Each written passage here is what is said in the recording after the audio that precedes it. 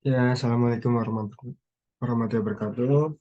Sebelumnya, perkenalkan nama saya Muhammad Faiz bin Albab dari kelas I mata kuliah Pengantar Teknologi Informasi.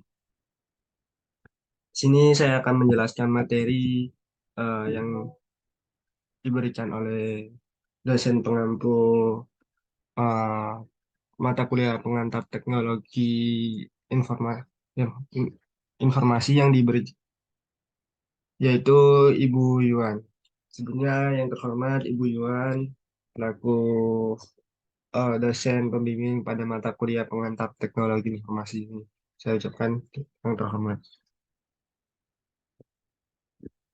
Ya, di sini saya akan membawakan materi yang berjudul tentang interaksi manusia dan AI.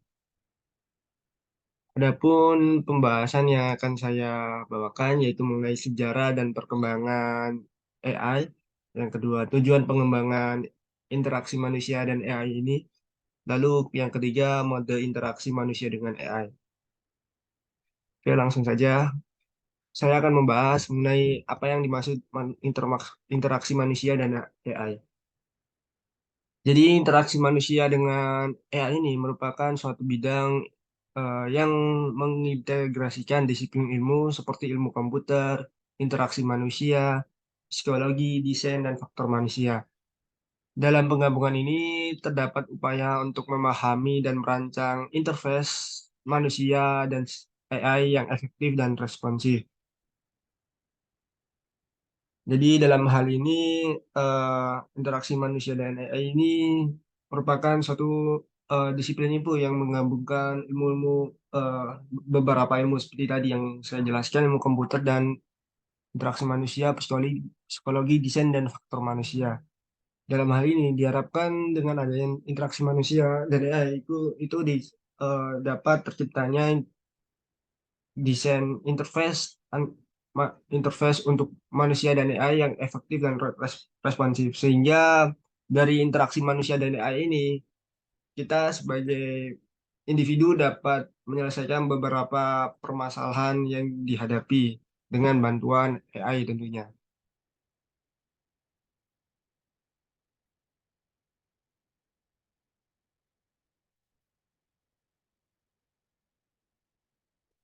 Lalu yang pembahasan berikutnya mengenai perkembangan pengembangan interaksi manusia dan AI. Jadi dalam pengembangan interaksi manusia dan AI ini dibagi jadi tiga periode. Yaitu yang pertama pada periode 1950 sampai 1970 yang berfokus pada eksplorasi teknologi dasar. Jadi masih ini yang merupakan awal mula AI dikembangkan, yang dimana masih dikembangkan secara teknologinya saja. Lalu yang kedua pada periode kedua yaitu tahun 1980 sampai 1990 yaitu peningkatan teknologi interface yang canggih. Jadi di sini berfokus pada peningkatan performa interface antar AI dan manusia.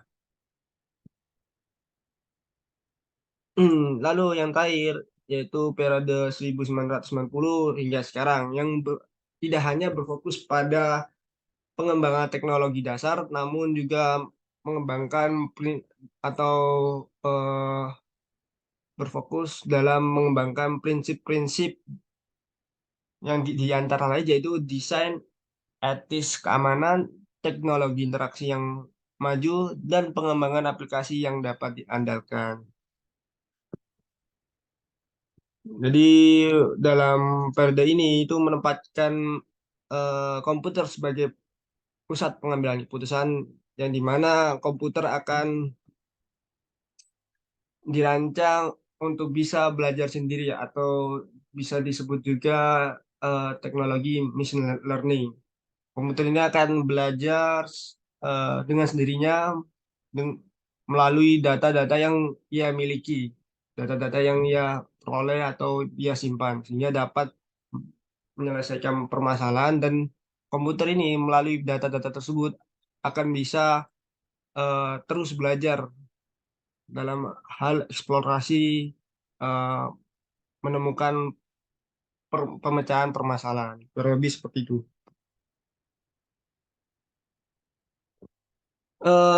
Dalam hal ini juga eh, pengembangan interaksi AI dan manusia itu tidak hanya berlandasan eh, teknologi yang canggih, namun juga berfokus dalam mengimplementasikan prinsip-prinsip yang diantara lain yaitu prinsip keamanan, lalu etis, efisien, dan intuitif. Adapun tujuan pengembangan AI ini, pengembangan lebih fokusnya lebih pengembangan interaksi manusia dan AI ini ya teman-teman. Yaitu menekankan peran penting komputer dalam pengambilan keputusan. Fokus utamanya adalah pada integrasi etika manusia dan teknologi yang seperti saya jelaskan tadi bahwa prinsip eh, keamanan ini juga berkaitan dengan etika manusia. Dengan komputer sebagai pusat pengendalian dan pengawasan. Upaya ini bertujuan untuk memastikan bahwa digunakan secara aman dan dapat dipercaya dan sesuai dengan nilai-nilai dan norma etika manusia. Dengan meningkatkan kompleksitas dan peran AI dalam berbagai aspek kehidupan kita, kebutuhan dan pandangan etis dalam pengembangan dan implementasi AI akan menjadi sangat penting. Dalam hal ini, mencerminkan komitmen untuk memastikan bahwa kemajuan teknologi AI selalu mendukung dan tidak mengabaikan kesejahteraan dan kepentingan manusia itu tersendiri. Jadi dalam pengembangan AI ini masih eh, mempertimbangkan mengenai eh, kesejahteraan dan kepentingan manusia serta norma-norma yang dijunjung oleh manusia itu sendiri. Lalu berikutnya,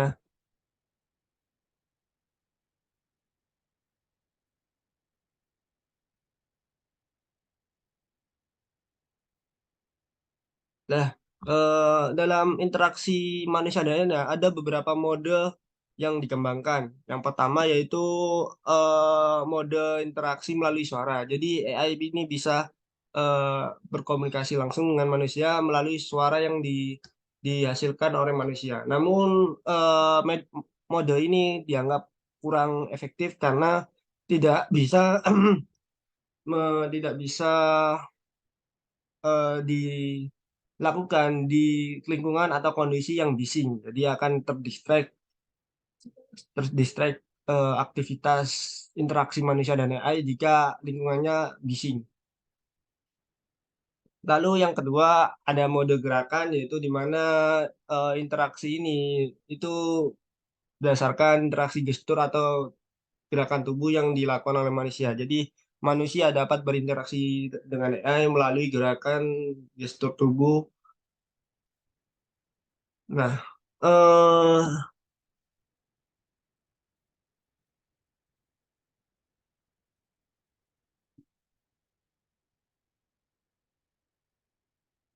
namun ada pun kekurangan juga dari mode gerakan ini yang dimana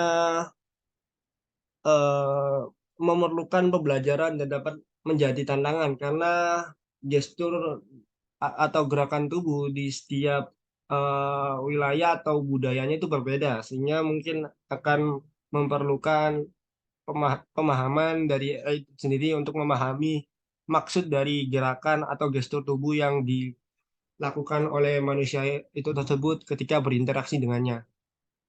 Jadi mode ini juga dianggap kurang efektif juga karena eh, tidak bisa menggeneralisasi apa penggunaannya tidak bisa secara general kepada setiap kalangan. Nah, di setiap wilayah atau eh, di setiap budaya itu berbeda dalam penggunaan gestur tubuh atau gerakan dalam hal berkomunikasi kurang lebih seperti itu. Lalu yang ketiga ada mode mix yaitu merupakan interaksi yang menggabungkan mode interaksi melalui suara dan gerakan. Jadi interaksi ini menggabungkan antara eh, interaksi suara dan interaksi melalui gerakan dan tubuh.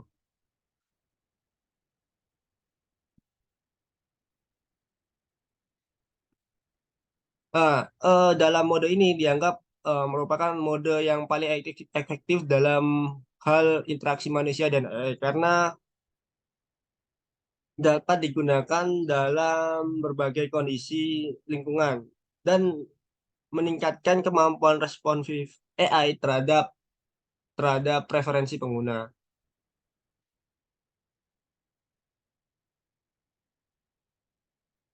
Nah, ada adapun tadi adapun media interaksi AI dan manusia. Tadi sudah saya jelaskan ada mode interaksi interaksi AI dan manusia. Sekarang ada media interaksi AI dan manusia, di mana media ini merupakan teknologi yang digunakan untuk menunjang mode-mode yang saya sebutkan tadi, mode-mode interaksi AI dan manusia yang seperti yang sebelumnya saya jelaskan, yaitu tiga mode, yaitu suara, gerakan, dan mix.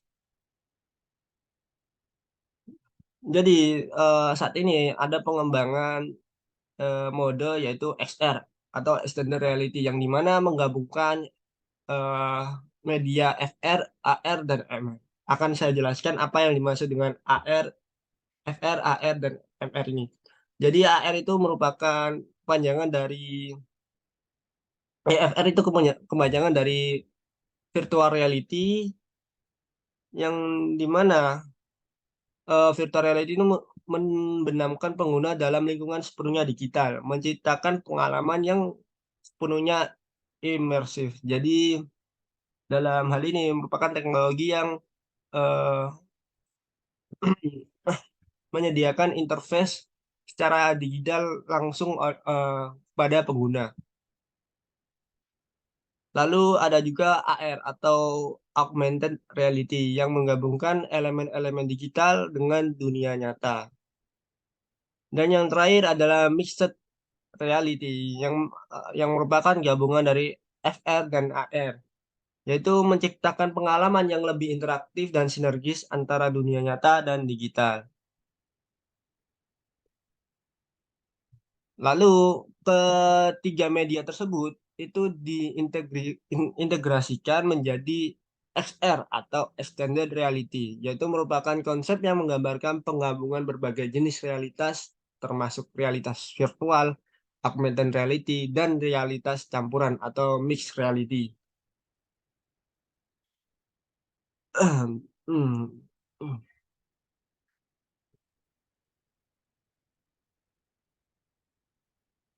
Jadi XR ini memiliki potensi besar untuk memperluas kemampuan manusia dan memberikan ruang untuk interaksi kreatif yang jauh lebih beragam. Dalam hal ini, teknologi kecerdasan buatan dapat digunakan untuk memperkaya pengalaman melalui media XR dan memungkinkan respon adaptasi yang lebih baik terhadap kebutuhan dan preferensi dari si user, serta menciptakan interface yang lebih mendalam dan dinamis dalam berinteraksi dengan AI.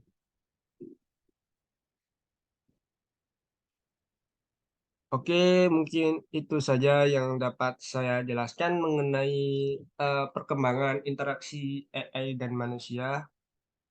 Kurang lebihnya mohon maaf. Sekian dari saya. Wassalamualaikum warahmatullahi wabarakatuh.